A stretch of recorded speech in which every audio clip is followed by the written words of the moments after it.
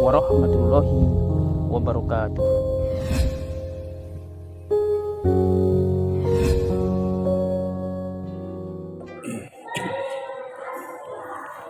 Alhamdulillah, wassalatu wassalamu ala rasulillah Sayyidina wa maulana Muhammadin ibani balillah wa ala alihi wa sahbihi wa man tabi'ahu wa man wala. Asyhadu an la ilaha illallah wahdahu la syarikalah wa asyhadu anna sayyidana Muhammadan abduhu wa rasuluhu la nabiyya ba'dah.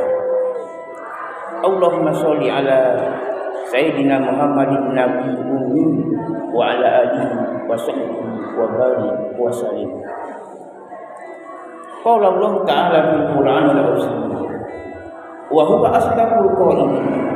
A'udzu billahi minasy syaithanir rajim.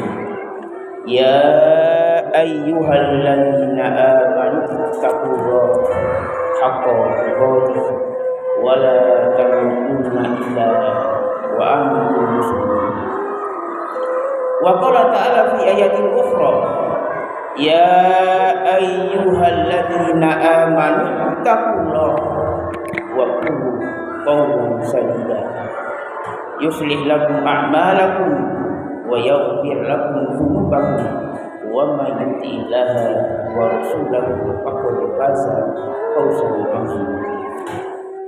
Ibadallah, usiku wa nafsi bitaqwallah wa ta'atihi faqad faza al-muttaqun. Hadirin kaum muslimin, jamaah Jumat yang dirahmati Allah Subhanahu wa taala.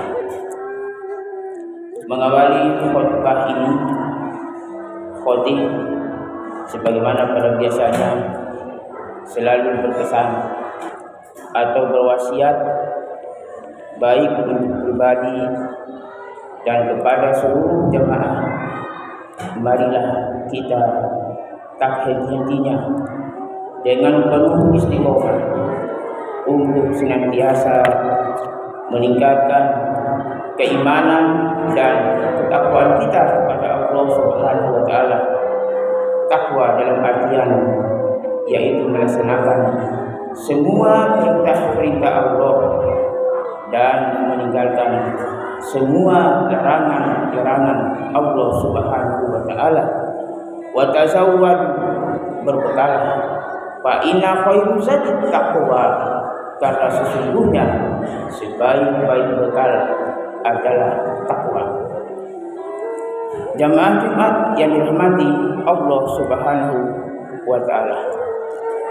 Adapun judul yaitu bersyukur atas nikmat Allah adalah implementasi iman.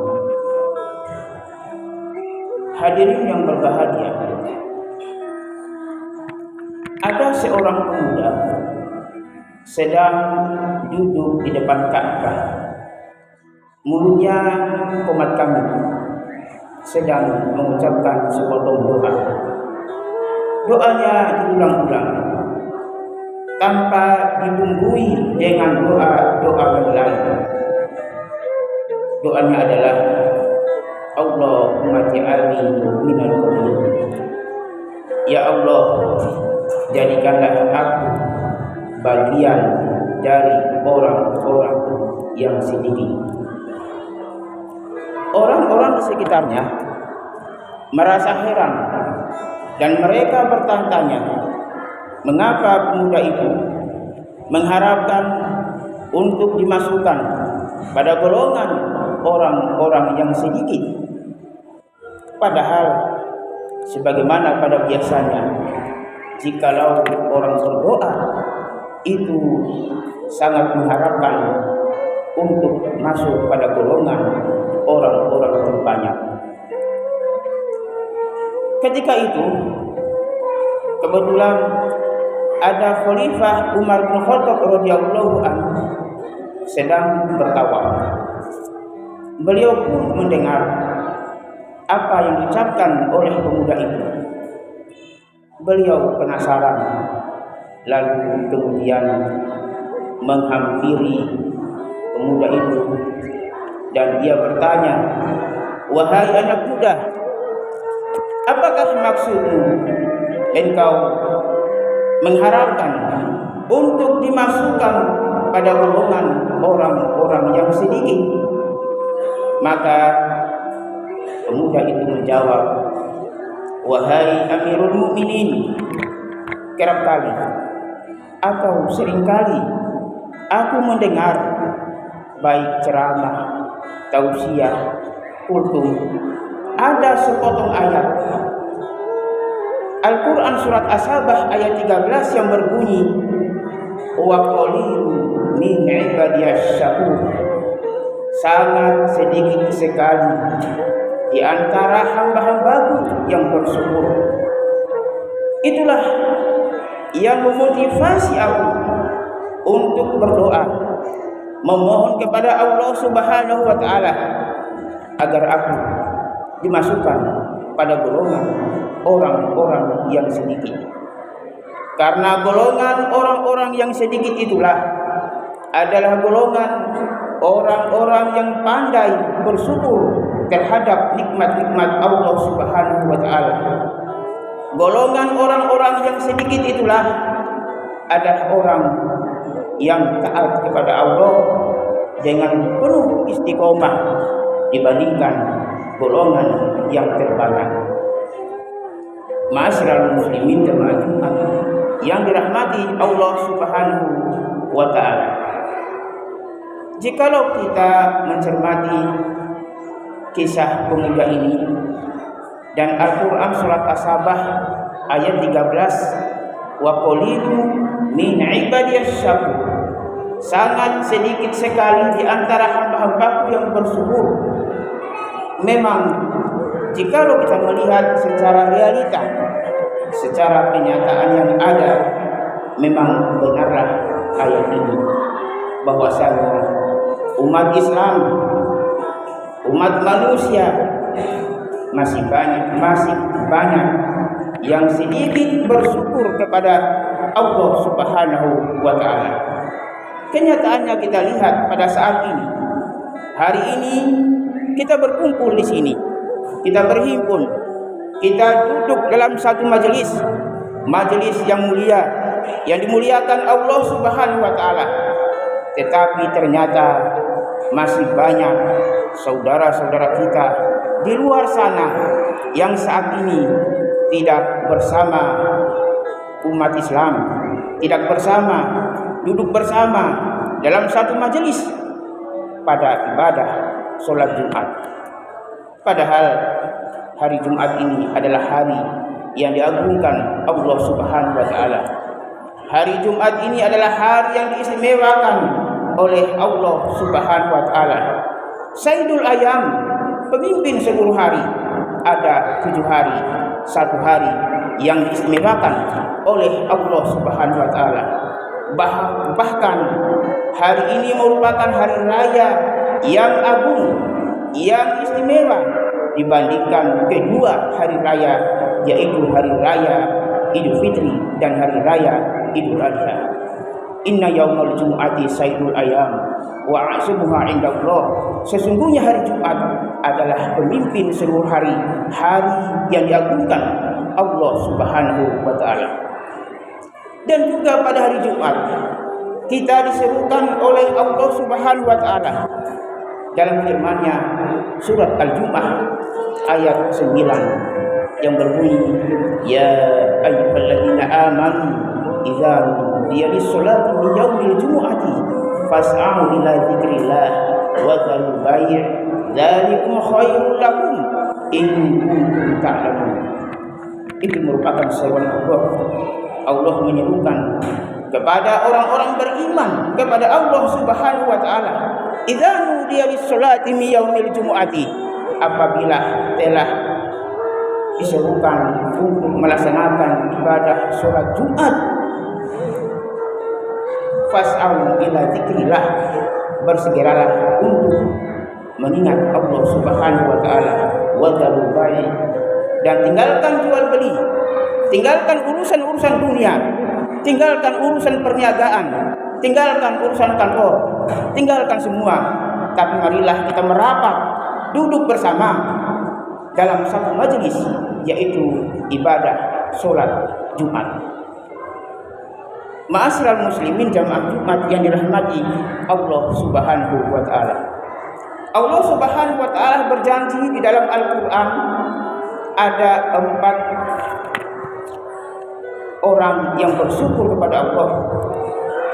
Yang pertama, Al-Qur'an surat Ibrahim ayat 7 yang berbunyi, la in syakartum la azidannakum wa la in kafartum inna adzabi lasyadid. Barang siapa yang bersyukur kepadaku, maka aku pasti akan tambahkan nikmatku kepadamu.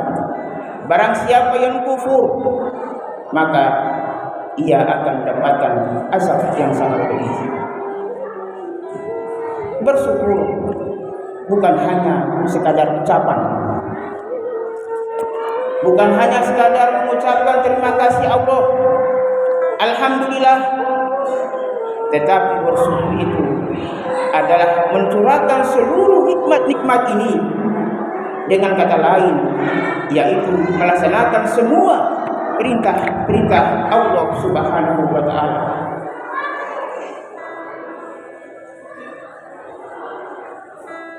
Bersyukur itu merupakan sifatnya para nabi. Bersyukur itu merupakan sifatnya orang-orang beriman. Dan juga bersyukur itu merupakan bagian dari ibadah. Jikalau kita melihat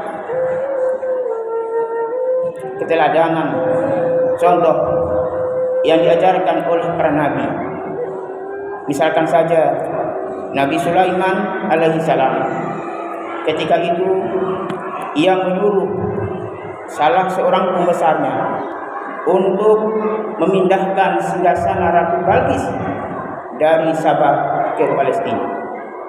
Maka para ahli agama memindahkan singgasana Ratu Balqis itu sebelum mata Nabi Sulaiman berkedip. Lalu kemudian singgasana Ratu Balqis berada di hadapan Nabi Sulaiman alaihissalam. Lalu apa kata Nabi Sulaiman alaihissalam?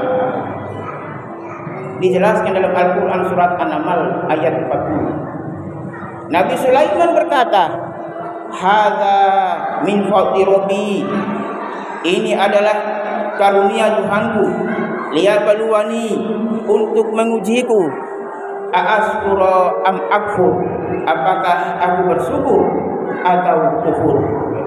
Wa man syakara fa innama yashkuru li nafsi, barang siapa yang bersyukur untuk dirinya sendiri. Wa man kafara fa inna rabbi ghaniyyun karim, barang siapa yang kufur maka Allah Maha Kaya dan Maha Mulia. Demikian pula Rasulullah Shallallahu Alaihi Wasallam ketika itu beliau mendirikan sholat malam dengan waktu yang sangat panjang sehingga kedua kakinya bengkak. Dilihatlah oleh Aisyah radhiyallahu anha. Ia berkata, wahai Rasulullah, apakah yang engkau perbuat? Padahal Allah Subhanahu wa taala telah mengampunkan dosa-dosamu di masa lalu dan dosamu di masa akan datang, dan bahkan engkau dijamin surga oleh Allah Subhanahu wa taala. Apa jawaban Rasulullah sallallahu alaihi wasallam? Afala akunu abadan syakura, bukankah seharusnya aku menjadi hamba yang bersyukur? Oleh sebab itu, bersyukur itu adalah bagaimana untuk mengimplementasikan iman di dalam kehidupan sehari-hari. Wa in ta'udu nikmatallahi la tuhsuha, jikalau kalian ingin menghitung nikmat Allah, la tuhsuha, kalian tidak akan mampu untuk menghitungnya. Maka oleh sebab itu, ada nikmat yang paling dekat dengan kita ini, tetapi nikmat itu selalu kita lalaikan, selalu kita lupakan, selalu kita tempatkan pada tempat yang bukan sebenarnya, yaitu nikmat pendengaran, nikmat penglihatan, nikmat akal.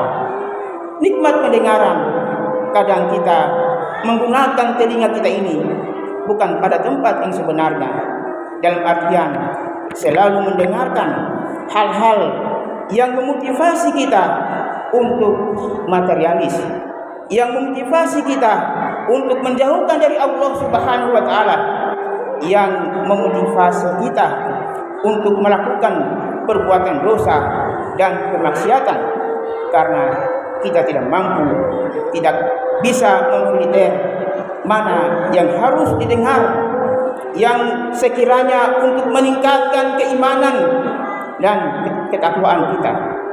Demikian pula nikmat penglihatan, kita selalu melihat hal-hal yang tidak baik, apatah lagi saat ini ponsel ada di mana-mana. Mampukah kita untuk menahan penglihatan kita, membuka hal-hal yang tidak perlu kita buka, karena hal itu akan merusak iman kita. Demikian pula akal gunakan yang baik, bukan menggunakan hal-hal yang merusak, hal-hal yang merugikan orang lain. Maka dengan demikian, orang-orang yang mampu memanfaatkan nikmat pendengaran, nikmat penglihatan, nikmat akal, maka gunakanlah pada hal-hal yang diridhoi oleh Allah Subhanahu wa taala. Maka jikalau mereka mampu untuk mengendalikan itu, maka ia termasuk orang yang pandai bersyukur kepada Allah Subhanahu wa taala. Kemudian yang kedua, orang yang bersyukur selalu mengingat Allah Subhanahu wa taala dimanapun ia berada, bahwasanya kehidupan di dunia ini kita tidak akan terlepas dari nilai-nilai ibadah.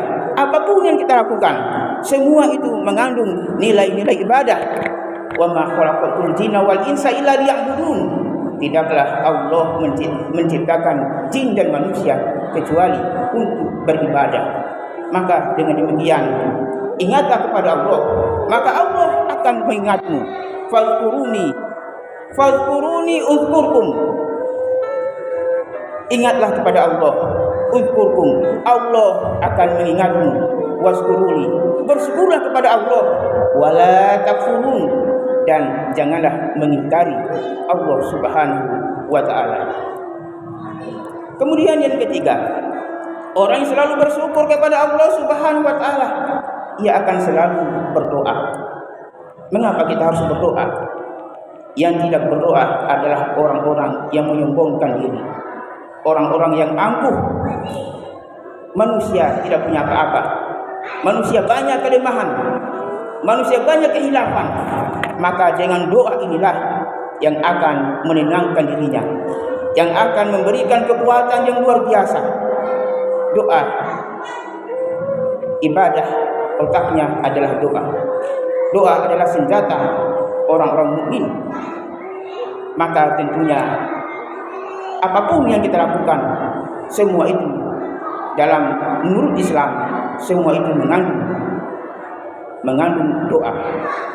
Misalkan saja kita akan masuk dalam WC, jikalau kita berdoa, keluar kita berdoa, maka tentunya itu adalah nilai ibadah, dan Allah Subhanahu wa taala akan memberikan nilai pahala dibanding kita tak berdoa. Kemudian yang keempat, yaitu orang yang selalu bersyukur kepada Allah Subhanahu wa taala, yaitu selalu memohon ampun kepada Allah. Manusia tidak akan luput dari perbuatan salah dan dosa. Kullu bani Adam khata' wa khairu khata'in at-tawwabun. Setiap manusia punya kesalahan, punya dosa, dan sebaik-baik kesalahan dan dosanya itu adalah bertobat atau memohon ampun kepada Allah Subhanahu wa taala.